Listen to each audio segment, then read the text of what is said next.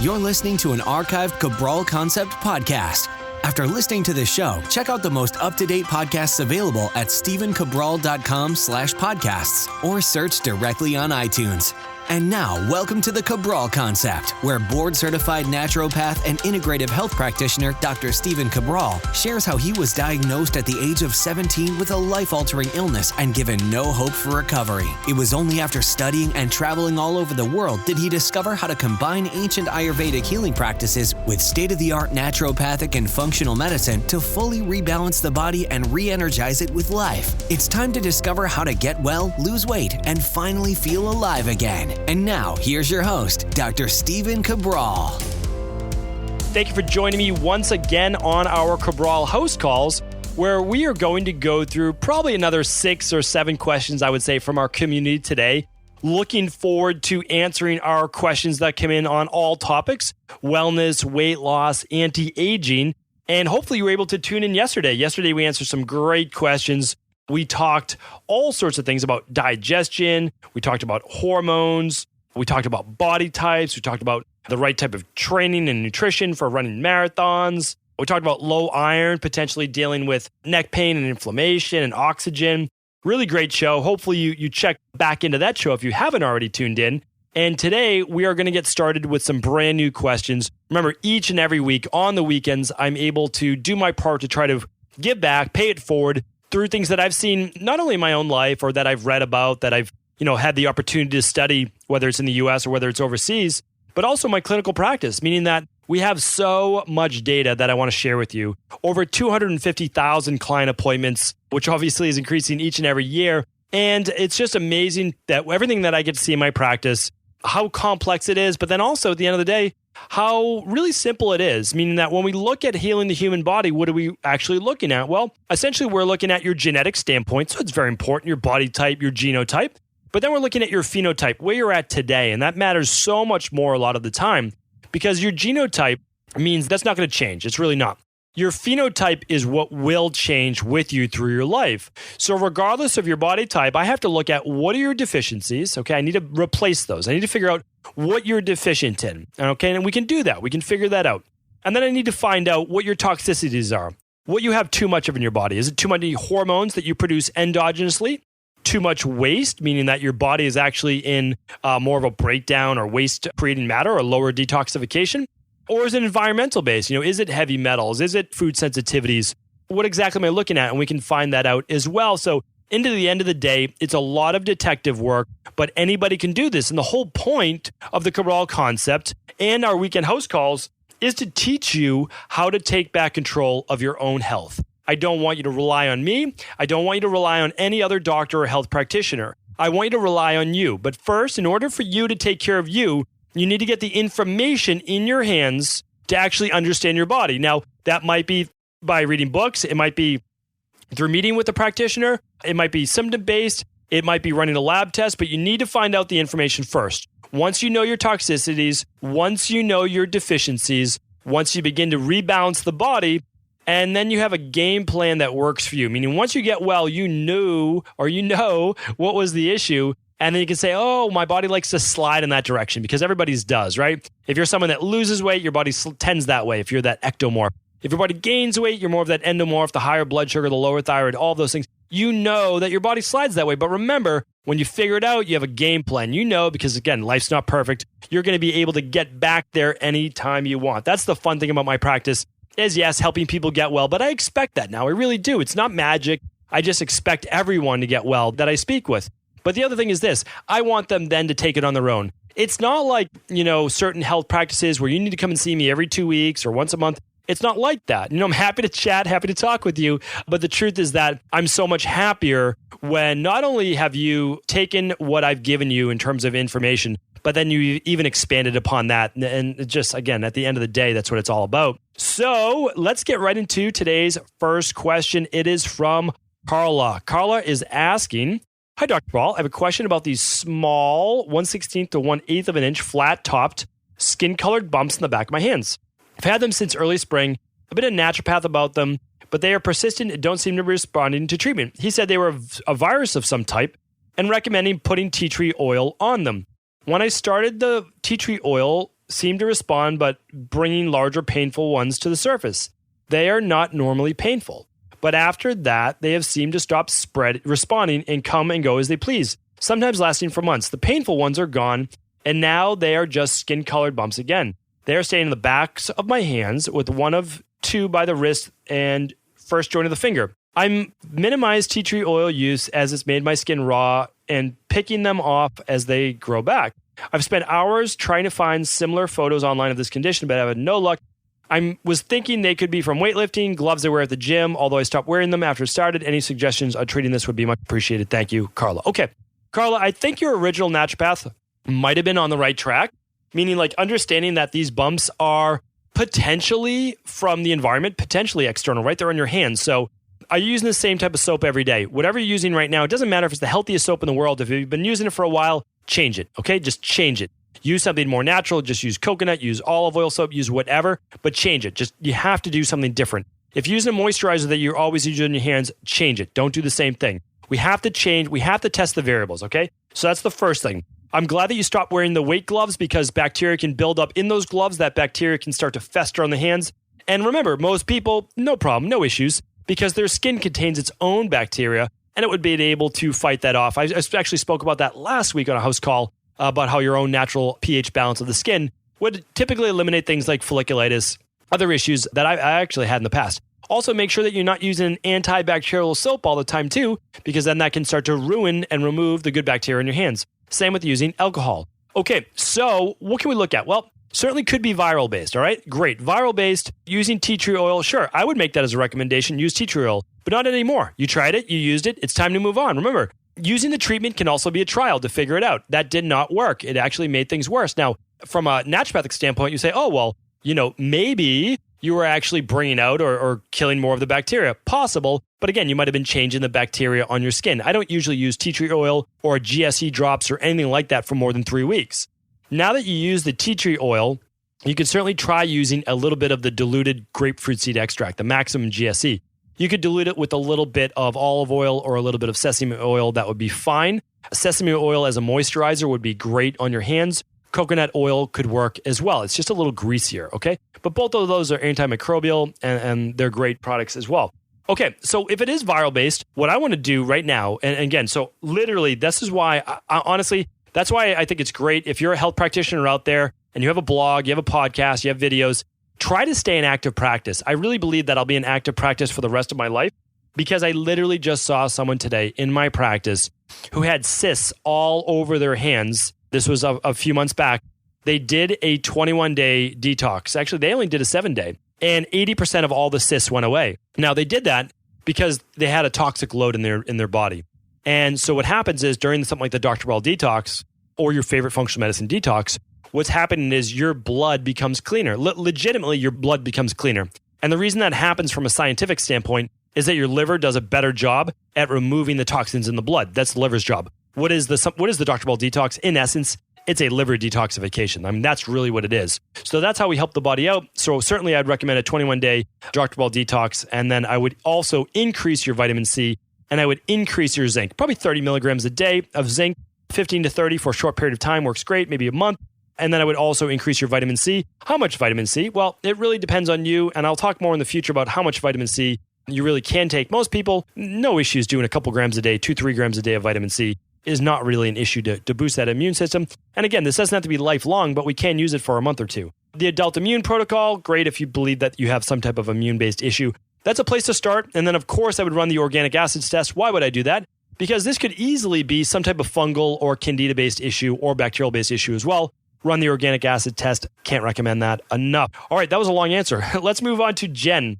Jen's asking, hi, Dr. Ball. My question is regarding my neck. It seems to go out a lot, and I have to go to the chiropractor on a regular basis. Sometimes it's as simple as reaching for something that it seems to put it out. When I asked my chiropractor, he said that stress can cause the same ones to go out. On my last visit, he found that my Atlas and L2 were out, which was causing horrible headaches. I really want to do my weight workout, but I'm afraid of pulling my neck out of place, again, from lifting the weights to do bicep curls or flies. Do you know what might cause this to happen so often that there is any way to strengthen my neck to prevent this from continuing? Also, can you give me any tips on proper stance when doing bicep curls so that to prevent injury. Much appreciated. Any advice? Thank you, Jen. Okay, so totally agree with the chiropractor. Absolutely can be stress induced. So a lot of people hold that tension in their neck. And then what happens is they go to do a movement in the gym and they're adding weight in a way that their body isn't used to lifting. So then that puts greater stress on the neck. I actually mentioned this in yesterday's podcast, but something that happens quite a bit is something called cervical flexion. You can look that up, cervical flexion.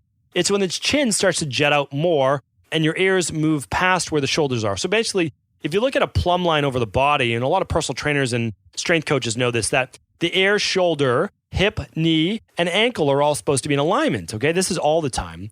So when you're doing your bicep curls and things like that, I also might question, why are you doing chest flies and bicep curls? Why aren't we doing things like chest presses and rows and pull downs and squats and deadlifts? But why don't we save that for another time? But when you're doing your bicep curls, for now, just for now, not forever, well, first we need to help open up those SCM muscles, sternocleidomastoid, and that's in the front of the neck, okay? They run diagonal essentially from the ear all the way down to essentially the middle of the neck in the front. You want to be able to stretch those. You can look that up. I actually did a podcast way back. That might be in like the 100s that I did office chair stretches. And I think I actually did a video on that.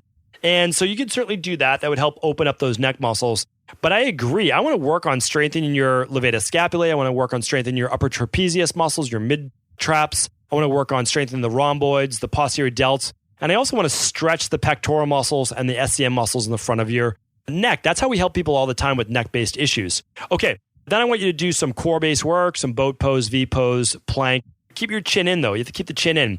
Now, while you're temporarily doing these bicep curls, if you want to continue to do them, what you might want to do is actually sit against a wall, not in a seat, but against a wall. Keep it still, a semi-closed chain exercise, and essentially like in a squat position, but not quite a full squat, maybe like a quarter squat against a wall. Keep your shoulders pinned back, keep your elbows against the wall, keep your head against the wall. So it pins your posture in the proper way. Now, is this great for the long term? No, but it's certainly going to keep your neck in alignment from you actually jutting your neck forward into what we do call cervical flexion. That is where I would start. You're on the right track, but we really need to make sure that your body is flexible enough on the anterior chain and actually strong enough on the posterior chain, which is the back of the body. All right, rewind that, listen to it again. Hopefully that helps. Donna, thank you for writing in. It says, thank you, Dr. Cabral, for all you do to help people live healthily. I listened to episode 286 on water filters. We have well water along with a water softener using salt pellets. We do use the countertop Berkey for our drinking water. Is the water softener and salt pellets a problem? And if so, what do you suggest? Do you recommend Berkey showerhead, Culligan, or Water Bliss filter?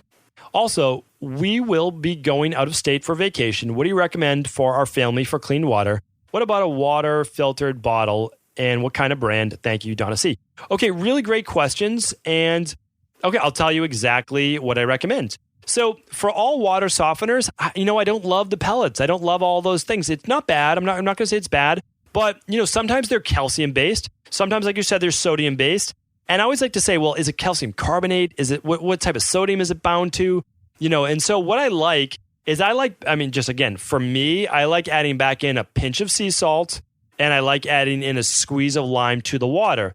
Now, if we're talking about like how do you add it back in the big Berkey countertop unit, well, then you can absolutely add back in. So basically, you get a wooden spatula. It's very important to use bamboo or wood because you don't want to put metal into that water with like a metal ladle or anything like that. You want to spin it up, create a vortex. So just basically spin it clockwise, counterclockwise, whatever you like, whatever you believe in. And then, so that's what I do. Clockwise, I'll just tell you what I do. And then I'll add in some trace mineral drops, and I'll add in anywhere from 4 to 8 drops per 8 ounces, and you can kind of gauge it from there. I've given trace mineral drops before, so simply go to stephencabral.com/podcast. For anybody who hasn't checked out that show, go to 286. For anybody who wants to know, what do I recommend for water filters? Just go to stephencabral.com/podcast, type in shower filter, type in water filter, and you'll see exactly what I recommend. Now, Donna, for you, I gave you how I add minerals back in. Squeeze a lime, pinch of Himalayan sea salt. That's what I do. Or Redmond's real salt. That's what I do.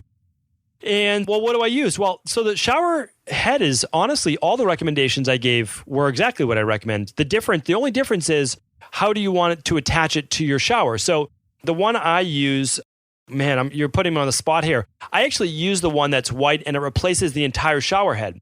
Some of them are an intermediary, meaning that some people love their shower head. They have like a waterfall, I don't even know the right name for it, waterfall shower head. And so they want to keep that. So what they do is they make one. It might be the Culligan. Again, just go to that shower filter episode. I'll try to link that up today. The shower. Why don't I do that? Make it easy for everybody. Well, just go to stevencabral.com/709. All the show notes for today's show will be right there. All the lab tests, all that good stuff. So what I do for those people, there's an intermediary. It's basically a carbon block, a charcoal, all of the things that are going to filter chlorine and other harmful chemicals out of the water. And then you get to keep your shower filter. Now, for others, like me, I don't really care about the shower filter that I use too much. I just, I don't want one that's basically just dripping on me. I want a little bit of pressure. And there's a great one. It's the white one that I recommend on that page that you'll see. You know what? In the show notes today at 709, I'm going to just write down in the parentheses, this is the one that I use, so I don't take up our time looking at that right now. Okay, so that's it. And then is there any other part to that question? Okay, what do you do when traveling? Well, when traveling, I'll tell you what my family and I do. If we're in a hotel room or if we're at an Airbnb or something like that, we actually buy bottled spring water. So if I'm at another place, I might just use the Therasage pitcher. That's a really nice one in a pinch as well. I really like that. I think that's fantastic. And spring water. So what do I choose? Well, I choose things like Saka water. I've mentioned that before, Saka. It's phenomenal. It's Turkish water, has a naturally balanced or higher pH. I think Fiji water is great. Evian water can be fine. That's French spring water. Icelandic water is great. That's volcanic mineral-based water. And then in a pinch in an airport, I'll grab a Smart water. Not my favorite, but it's not bad either because it still contains a little bit of those alkaline minerals, which helps with the absorption of the water. And again, in a really big pinch, then I'll use Poland Spring. So I just shoot for spring water. Yes, it's plastic. Nobody likes plastic, but I also live in the real world as all of us do. And I have to make the best option for my family. And I'm certainly never going to give them tap water unless I absolutely have to. Okay, so that is it for that question. Thank you for writing in. And Donna's up next. This is a second Donna question. Okay. I don't know if it's the same Donna or not. Dr. Cabral, I'm 51-year young lady, and a friend strongly suggests I take Progesterone, natural balance progesterone cream. She says it prevents cancer, osteoporosis, and balances hormones. My chiropractor nutritionist says the product is good, but doesn't see the need for me to take it now, and I don't know of any symptoms that would show I do or what they would be. He wants me to continue to eat healthy, exercise, think well. What do you say? And are we ideally not supposed to need this at any point in age? Are you also familiar with Eat Well, Move Well, Think Well, Well Corp certification? There are not many wellness doctors in the U.S. with that certification, but I was able to take the course through doctors, being the only two doctors in MO, and it's really been helpful, respectfully, Donna C. All right, Donna, so let's get into your question. And by the way, it's like literally just dawning me right now that MO is Missouri, I believe. So again, like I said, it's sometimes challenging to actually talk and do math or think about state abbreviations at the same time. So I apologize about that. All right. So I've not sort of heard of that certification. It could be the absolute best certification in the world, like legitimately, but I don't know about it. So I apologize. I can't give you any insight. So I always say, like, if I don't have real data on it, I can't provide good feedback. So it could be great. But let's talk about the progesterone cream. All right. So I'm in complete agreement with your chiropractor nutritionist. You should not be using hormones unless you need to. Okay. I was actually talking with one of my health coaches today. Many of you have spoken with her because if you've run a lab test through stevencabral.com/store, any of those lab tests, you actually get my recommendations. And then you get a health coaching call with either Caitlin or Julia, who are absolutely phenomenal. And I was talking with Caitlin earlier today, and we were talking about, things that I use every once in a while in my practice, but only if I really need to, only if I really need to. So the two things that I very, very rarely use are neurotransmitters, okay? The precursor neurotransmitters, of course, such as tyrosine, 5-HTP, GABA, what else? Anything that leads to acetylcholine as well. So again, very, very rarely in my practice. I'll use them if I need to. And again, I do, because I'll use everything at my disposal to help someone get well and especially feel well so they're not suffering, okay? And also to help people get off of more harmful medications. And then also hormones. Very, very rarely would I ever use hormones in my practice. And what are the only two hormones that I would ever use? That would be progesterone and that would be DHEA. And of course, you could say pregnenolone, but pregnenolone, yes, it's a hormone. But I have very, very little need for that because I'll put the hormone where I would like it to go, and pregnenolone is a great feeder to all hormones and totally fine if it's an add-on to like a DHEA or progesterone-based product. Okay, so, but I would never use that, ever use that if I didn't have to. If you show no symptoms, no need for that product. Absolutely no need to put progesterone in your body if you don't have symptoms and there's not a need for it. I mean, we can get into the symptoms if you want, but you don't have any. And if you want to actually calculate if your body could even use it or not, for again, I would still never use hormones, even if someone I believe needed it, unless they would have run something like the adrenal hormone panel, which looked at your progesterone, you looked at your cortisol, you looked at your estrogen, so they could find the right ratio for each person. Because you don't want to use hormones just willy-nilly. I mean, literally, it would be that just by putting hormones in your body. I can't recommend that. I just absolutely cannot, because hormones in the body is a very delicate balance. You don't want to cherry pick anyone individually, because if, for example, if I were to give someone, let's just say progesterone, it could increase their cortisol level because one, they're giving more of a precursor to what makes cortisol, which is progesterone. Okay, so that could work well. That could be great. Also, it could help to increase testosterone. So, okay, that could be great too. But what if someone has PCOS, right? Or what if someone has a higher conversion from testosterone to estrogen? Or, someone has a higher conversion to dihydrotestosterone or estradiol. I think I just mentioned that. Would I want to do that? No. So again, it's always, if you're using hormones, work with a health practitioner directly. Donna, it doesn't sound like you need it. Sounds like you said you're a 51-year-old young. Why do more than you have to? Nutritional supplements, again, use the daily nutritional supporter. Use your favorite activated multi. Use a greens powder like the daily fruit and vegetable blend. Maybe use something like the daily probiotic support. If interested, run an omega-3 test or do some anti-aging based things as well to look at your omega-3 profile, maybe get in a little extra antioxidants. But beyond that, again, nutritional supplements are there to supplement what your body is lacking and to help boost you back up or remove toxins when you need it. And of course, I do recommend seasonal detoxes, but that's it. That is what I recommend. So hopefully that helps. Let's get in one more question today. I feel like I'm in the flow here. All right. Nikki is up next. Let's see. Nikki's up and last. Anonymous question. I do a coffee enema 2 to 3 times a week. Is there a need for any other type of detox? Thanks for the info. Okay. Nikki, I've already said your name, but there are many Nikkis in the world, so that will still be anonymous. If you want it to be anonymous, please write anonymous.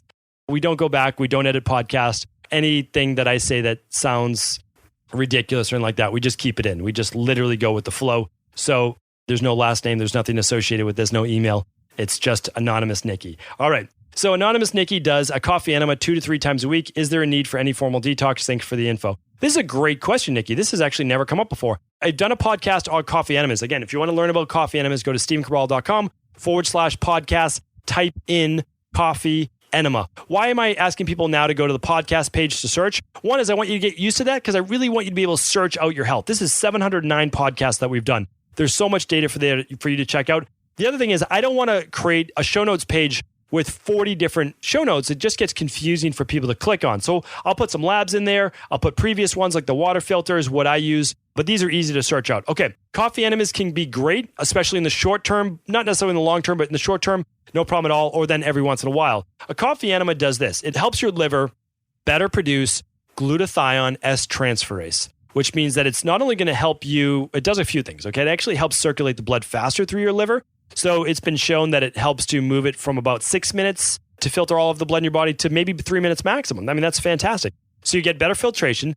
And then also it helps your liver to dilate and actually drop more of that bile or more of the liver toxins, which actually do get congested in the liver. We can see that. We know that by studying bile ducts, and your liver has more than 1,000 bile ducts right back into your colon, okay? And that happens through what's called the hepatic portal duct.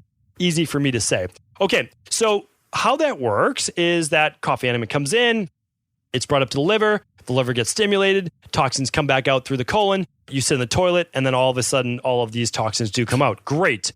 What it doesn't do, though, is provide your liver with all of the phase 1 and phase 2 liver detox nutrients that it needs. So it's not going to give you all of the selenium and zinc and N-acetylcysteine and everything else, right? And it does not also cause your body to go into a state of rest for 48 hours or so or more, like on the Dr. Ball Detox. Again, I give Dr. Ball Detox as context. If you choose to do something else, fantastic. I don't have an issue with that. That's absolutely great. Again, absolutely fantastic. But what I'm trying to say is look at what the Dr. Ball Detox does. It says it right on the page. You can literally go to drbaldetox.com You can see how we do it. I put the infographic right there. I put the supplement label. I show you everything that's in it. My job is to educate, and if it seems like the right fit, then great. So what we're doing, though, is we're actually causing more of a state of autophagy. When you're not putting in more whole foods, more ama, as they say in Ayurveda, into the body, your body then gets at least 2 days to just go in, clean house, kill cancer cells, clean the blood, and allow for a state of no digestion to take place, really, except for those liquid-based shakes, which gives you the nutrients so that your body's not in more of a catabolic-based state. Plus, we're giving your liver the phase 1 and phase 2 nutrients. That is exactly how it works. Coffee enemas, again, fine. I get worried that if you're doing coffee enemas 3 times a week, that you might get a sluggish colon. After a while, your colon may be reliant on actually the stimulation from the enema. So do them for a period of time if you would like, and then stop them. And then maybe every couple weeks or once a month, you do a coffee enema if you choose to. I recommend the Dr. Ball Detox, 7, 14, or ideally the 21 day. And then I recommend seasonal detoxes after that every 3 months of the season. Try to do a 7-day detox. That's what I'd recommend. I mean, that is really the ultimate way, I believe, to stay healthy, to work on anti-aging, to remove the 77,000 plus man-made chemicals that we come in contact to or in every day of our life. And so I'm just trying to keep people healthy. I want to stay proactive. I don't want to wait for people to get sick. If you're feeling well now, great. Lab test to make sure you're still balanced. Do the things that you need to do to keep your body a well-oiled machine. And even if I talked about this on an interview I did this past week, and I said, even if you think you're healthy right now, I'm telling you right now, I really am. If you have not done anything to optimize your body, you could potentially feel more than 10 times better than you do right now. I know it's hard to believe, but you really can wake up right out of bed, ready to go, looking forward to the day, more optimistic, less brain fog, better mood, better energy, all of those things, better skin, better hair, better nails. All of that comes with having a healthy, balanced body. So hopefully today's show was helpful. I always enjoy being able to have the opportunity to answer our community's questions. Thank you for being a part of this community. I don't say that enough, but thank you very much. Without you, there would be no Cabral Concept. There would be no podcast. Again, I just really appreciate that. I'm very grateful for you tuning in. Thank you so much. Have a great rest of the weekend. And please do check back tomorrow on our Motivation and Mindset Monday, where we not only get our week started off right, but we're going to give you some real actionable action steps to implement all of the plans that you want to reach your goals. Take care, everyone. Are you ready to heal yourself and then go on to heal others? If so, the Integrative Health Practitioner Institute can help you discover proven functional medicine protocols that blend the best of 7 different healing disciplines from around the world. I personally share with you the exact handouts and protocols I use in my private practice that enable people to get well, lose the weight, and live longer, stronger. I want to pass this information on to the next generation of health coaches, and that is exactly why I created IHP. We are the future of the health coaching industry, and the skills and knowledge you will learn will make you an in-demand certified health coach anywhere in the world. Although we have many medical professionals taking the IHP certifications, no experience is necessary, and half our members have no previous health certifications. At the Integrative Health Practitioner Institute, our motto is a health coach in every home. Our goal is that you take this knowledge and then share it with family, friends, loved ones, your community, or in a practice where you create a career you love and can be proud of. The global IHP community is filled with some of the most kind and caring people in the world, and we can't wait to welcome you into our world soon. For more information or to set up a discovery call with one of our IHP Health Coach graduates, simply head over to integrativehealthpractitioner.org.